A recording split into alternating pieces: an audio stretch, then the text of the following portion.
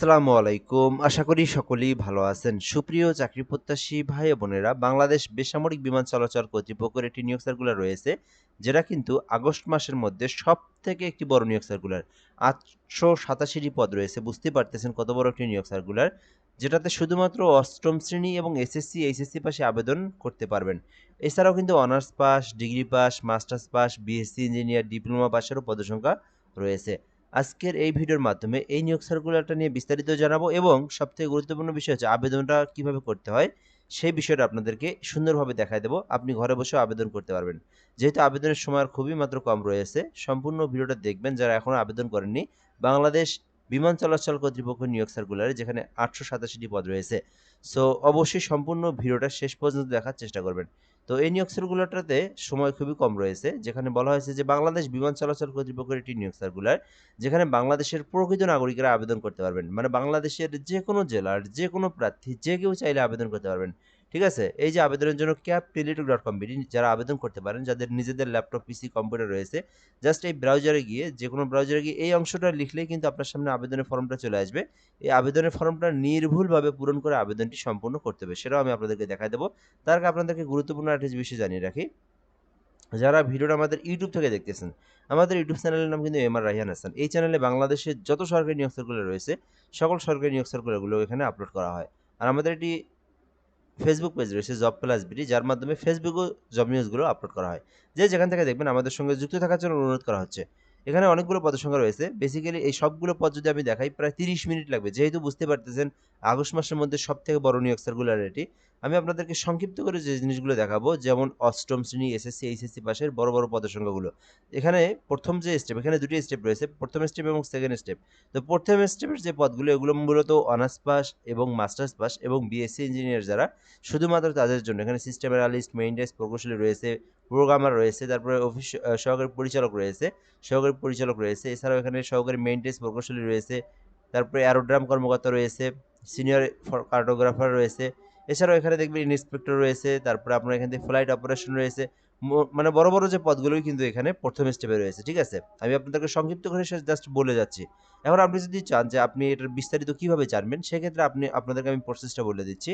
আপনি নিজেই দেখতে পারবেন। এই যে ক্যাব গভ বিডি, জাস্ট যেকোনো একটা মোবাইলে থাকা অথবা কম্পিউটার, পিসি যেটাই থাক না কেন, মোবাইলে জাস্ট আপনি এই যে capteletalk.com এই ওয়েবসাইটে গেলে আপনি এই পিডিএফ গুলো ডাউনলোড করতে পারবেন। ঠিক আছে? এছাড়াও আপনি যদি আমার এই ভিডিওর কমেন্ট বক্সে পিডিএফ লিখে কমেন্ট করেন, সেক্ষেত্রে আমি আপনাদেরকে এই পিডিএফটা দিয়ে দেব লিংক করে। ঠিক আছে? জাস্ট আপনারা এই ভিডিওর কমেন্ট বক্সে পিডিএফ লিখলেই হয়ে যাবে। এছাড়াও অনেকেই কিন্তু নিজেরা আবেদন করতে পারে না। তাদের জন্য কিভাবে আপনি আবেদন করবেন? এই ভিডিওর কমেন্ট বক্সে আমাদের হোয়াটসঅ্যাপ নাম্বারও রয়েছে। জাস্ট হোয়াটসঅ্যাপ নাম্বারটিতে যোগাযোগ করবেন, আপনার ইনফরমেশনগুলো দিবেন, আমরা আপনাকে সঙ্গে, সঙ্গে আবেদন করে দেব। চাইলে আপনি হোয়াটসঅ্যাপ নাম্বারে এসএমএস করবেন। দ্রুত আপনারা এইখানে কমেন্ট বক্সে যে হোয়াটসঅ্যাপ নাম্বারটি রয়েছে ওইটাতে যোগাযোগ করবেন। আচ্ছা, আমরা দ্বিতীয় স্টেপে আসলাম, যেটাতে অষ্টম এসএসসি, এইচএসসি পাশের পদসংখ্যাগুলো রয়েছে। মূলত আপনারা কোন পোস্টে আবেদন করবেন এই অংশটুকু দেখলে বুঝতে পারবেন। এখানে যদি আমরা প্রথমের দিকে আসি, বড় যে পদটা রয়েছে সেটি হচ্ছে মূলত এখানে প্রথম দেখা যায় অগ্নি নির্বাপক মোটর চালক রয়েছে। ১১টি পদ রয়েছে। যারা এইচএসসি পাস করেছেন, এগুলোতে কিন্তু কোনো অভিজ্ঞতার প্রয়োজন নেই। শুধু এইচএসসি পাস করেছেন, অগ্নি নির্বাপক পদে আবেদন করতে পারবেন। এছাড়া ৭টি পদ রয়েছে নিরাপত্তা অপারেটর পদে, এইচএসসি পাশে আবেদন। শুধু এইচএসসি পাশে আবেদন। হিসাব সহকারী পদ রয়েছে। যারা অনার্স ডিগ্রি করেছেন বিজনেস শাখা থেকে, ব্যবসা শাখা থেকে, তারা কিন্তু আবেদন করতে পারবেন। এরপর রয়েছে ৬৩টি পদ, বিশাল বড় একটি পদের সংখ্যা। ৬৩টি পদ রয়েছে এখানে ব্রিজ অপারেটর পদে। কারা আবেদন করতে পারবেন? আবেদনের জন্য শিক্ষাগত যোগ্যতা চাওয়া হয়েছে যারা অ্যাগ্রো মেশিনারি অথবা ইলেকট্রিক্যাল ওয়ার্কস অথবা ইলেকট্রিক্যাল মেইনটেন্স বা অথবা ইলেকট্রিক্যাল কন্ট্রোল অ্যান্ড কমিউনিকেশন বা মেশিন টুল অপারেশন বা মেইনটেন্স ট্রেডে উচ্চ মাধ্যমিক ভোকেশনাল, অর্থাৎ এই যে ডিপার্টমেন্টগুলোর নাম দেখতেছেন, এই ট্রেডগুলো নিয়ে যারা ভোকেশনাল থেকে লেখাপড়া করেছে তারা কিন্তু আবেদন করতে পারবেন। এছাড়াও নিচের দিকে যদি আমরা এখানে দেখি, অফিস সহকারী কাম কম্পিউটার মুদ্রাক্ষরিক করেছে ৩৮টি পদ, বিশাল বড় পদসংখ্যা। যারা শুধুমাত্র এইচএসসি পাস করেছেন, কম্পিউটার চালাতে পারেন, জাস্ট কম্পিউটার চালাতে পারলেই হবে, মানে টাইপিং করতে পারলেই আবেদন করতে পারবেন অফিস সহকারী কাম কম্পিউটার মুদ্রাক্ষরিক পদে।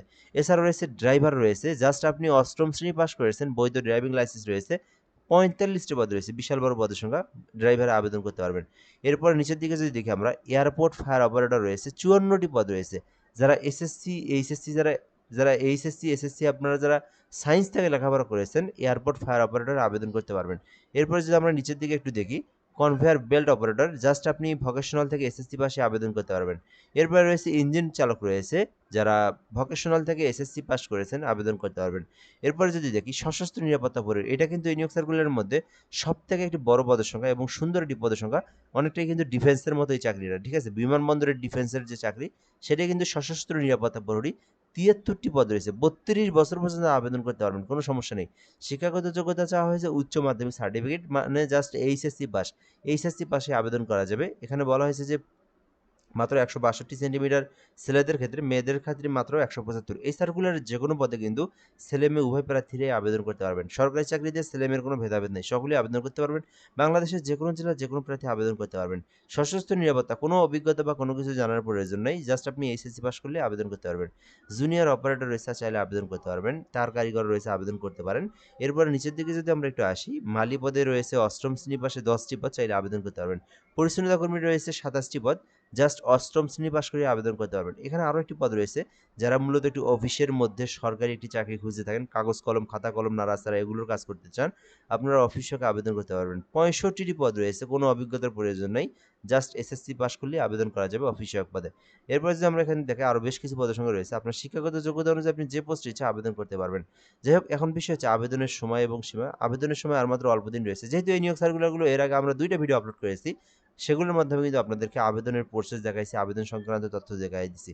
যেহেতু আর মাত্র 2 দিন রয়েছে আবেদনের, সেই ক্ষেত্রে আমি আপনাদেরকে শেষবারের মতো এই ভিডিওটা আপলোড করতেছি। এই ভিডিওর সময়, অর্থাৎ এই আবেদনটার সময় রয়েছে 16 তারিখ পর্যন্ত, অর্থাৎ এই আগস্ট মাসের 16 তারিখ পর্যন্ত সময় রয়েছে। আজকে হচ্ছে 15 তারিখ, আগামীকাল 16 তারিখ 5টা পর্যন্ত সময় রয়েছে। যারা 16 তারিখ 5টার আগেই ভিডিওটা দেখবেন, মিনিমাম 5টার 1 ঘন্টা আগে দেখবেন, তারা অবশ্যই আবেদন করতে পারবেন। 16 তারিখ বিকাল 5 ঘটিকার আগেই অবশ্যই আপনাদেরকে এই এই আবেদনটি করতে হবে, ঠিক আছে? খুবই গুরুত্বপূর্ণ বিষয়। এরপরে যদি 1 সেকেন্ড পার হয়, আবেদনের কিন্তু ওয়েবসাইট বন্ধ হয়ে যাবে, আবেদন করতে পারবেন না। যাই হোক, 16 তারিখের আগে, 16 তারিখ বিকেল 5টার আগে যারা আবেদন করতে চান, কিভাবে করবেন? যেকোনো একটা ব্রাউজারে গিয়ে এই যে লিঙ্কটা দেখতে পারতেছেন, capteledoc.com.bd, যেকোনো একটা ব্রাউজারে গিয়ে এইটা লিখলেই কিন্তু আপনার সামনে এই ফর্মটা চলে আসবে। এই ফর্মটা আপনাকে নির্ভুলভাবে পূরণ করতে হবে। অনেকেই নিজেরা আবেদন করতে পারবেন না এই শর্ট সময়ের মধ্যে, অল্প সময়ের মধ্যে। সেক্ষেত্রে আপনি আমাদের এই হোয়াটসঅ্যাপে নাম্বার যেটা রয়েছে, আপনি আমাদের মাধ্যমে যদি আবেদন করতে চান, এই ভিডিওটার কমেন্ট বক্সে দেখবেন, মানে প্রথমেই কিন্তু আমাদের হোয়াটসঅ্যাপ নাম্বারটি রয়েছে। এই নাম্বারে যোগাযোগ করলে ঘরে বসে থেকে আপনি আবেদন করতে পারবেন। তবে অবশ্যই মিনিমাম আবেদন শেষ হওয়ার ১-১.৫ ঘন্টা আগে আমাদেরকে এসএমএস করতে হবে। সো এখানে প্রথমত নিজের নাম দিবেন ইংরেজি বাংলায়, এরপরে পিতার নাম মাতার নাম দিবেন, ডেট অফ বার্থ দিবেন, এরপরে ধর্ম দিবেন, এরপরে আপনার লিঙ্গ দিবেন, মানে আপনি পুরুষ না মহিলা সেটা আপনি সিলেক্ট করে দিবেন, এরপরে আপনার এনআইডি কার্ড দিবেন। যদি কারো এনআইডি কার্ড না থাকে, আপনি এখানে আপনার বার্থ রেজিস্ট্রেশন দিবেন, এনআইডি কার্ডটা নো করে দিবেন, মানে যেটা থাকবে সেটা ইয়েস করে দিয়ে তথ্য দিবেন, যেটা নাই সেটা নো করে দিবেন। পাসপোর্ট দিবেন, এরপরে মেরিটাল স্ট্যাটাস, মানে আপনার যদি সিঙ্গেল থাকেন সিঙ্গেল দিবেন, আর যদি আপনি মানে অবিবাহিত থাকেন সিঙ্গেল দিবেন, আর যদি বিবাহিত হয়ে থাকেন এখানে মেরিট দিয়ে, যদি আপনি ছেলে হয়ে থাকেন আপনার ওয়াইফের নাম দিবেন, আর যদি আপনি মেয়ে হয়ে থাকেন আপনার হাজব্যান্ডের নাম দিবেন। মোবাইল নাম্বার দিবেন, ইমেইল কোটা দিবেন, কোটা থাকলে দিবেন, না থাকলে দেওয়ার প্রয়োজন নেই। কেয়ার অফ, এখানে আপনার অভিভাবকের নাম দিবেন, এরপরে আপনার এখানে আপনার গ্রামের নাম দিবেন, আপনার জেলা উপজেলা দিয়ে সুন্দর করে আপনি তথ্যগুলো পূরণ করবেন। এরপরে আপনি যে পোস্টে আবেদন করবেন সেই তথ্যগুলো এখানে আপনাকে দিতে হবে। আপনার শিক্ষাগত যোগ্যতার তথ্য দিতে হবে। এখানে আপনি যদি এসএসসি পাশে আবেদন করেন, সেক্ষেত্রে অবশ্যই এসএসসির তথ্যটা সুন্দরভাবে পূরণ করতে হবে। আর যদি আপনি অষ্টম শ্রেণীর কোনো পাশে আবেদন করেন, সেক্ষেত্রে অষ্টম শ্রেণীর তথ্যটা দিতে হবে। আর আপনি যদি এসএসসি, এইচএসসির মতো পদে আবেদন করেন, তাহলে এসএসসি, এইচএসসির ঘরটাও এখানে এরকম টিক মার্ক থাকবে, সেখানে পূরণ করতে হবে। এভাবে আপনি আপনার সর্বশেষ শিক্ষাগত যোগ্যতার তথ্যগুলো আপনি সুন্দরভাবে পূরণ করবেন। পূরণ করে আপনি পরবর্তী স্টেপে আসবেন। আসার পরে ছবি স্বাক্ষর 300x300 পিক্সেল, 300x80 পিক্সেল ছবি স্বাক্ষরটা সুন্দরভাবে কাজ করে আপনি এখানে দিয়ে আপনার আবেদনটা সাবমিট করবেন। আবেদন সাবমিট হয়ে গেলে কিন্তু আপনার কাজ শেষ। পরবর্তী আপনাদেরকে সরকারি ফি জমা দিতে হবে। সরকারি ফি জমা দেওয়ার প্রসেসটা হচ্ছে, এখানে যে পদে আবেদন করবেন সেই গ্রেড অনুযায়ী আপনাদেরকে সরকারি ফির পেমেন্টটা কমপ্লিট করতে হবে, ঠিক আছে? সো এরপর আপনাদেরকে সরকারি ফি জমা দেওয়ার প্রসেসটা বলে দিই। Cab space user ID space 163 poultry number send করতে হবে। সেন্ড করলে পিন নাম্বার দেওয়া হবে। আপনার আবার 163 পোল্ট্রি নাম্বার সেন্ড করলে পেমেন্টটা আপনার কমপ্লিট হয়ে যাবে। যারা এখনও আবেদন করেননি, দ্রুত সময়ের মধ্যে আবেদন করে নেবেন। 16 তারিখ বিকাল 5 ঘটিকার আগে আবেদনটা করতে হবে। তো আশা করি বুঝতে পেরেছেন। যদি কোনো কিছু না বুঝে থাকেন, আপনি কমেন্ট করে বলতে পারবেন। এছাড়াও আপনি যদি আমাদের এই পিডিএফটা নিতে চান, জাস্ট আপনারা এই ভিডিওর কমেন্ট বক্সে পিডিএফ লিখে সার্চ করলেই, মানে পিডিএফ লিখে কমেন্ট করলেই আপনাকে দেখবেন একটু পরে রিপ্লাইয়ের মাধ্যমে এই পিডিএফটা আপনি পেয়ে গেছেন। আজকের ভিডিওটা এই পর্যন্তই। ভালো থাকবেন। আসসালামু আলাইকুম।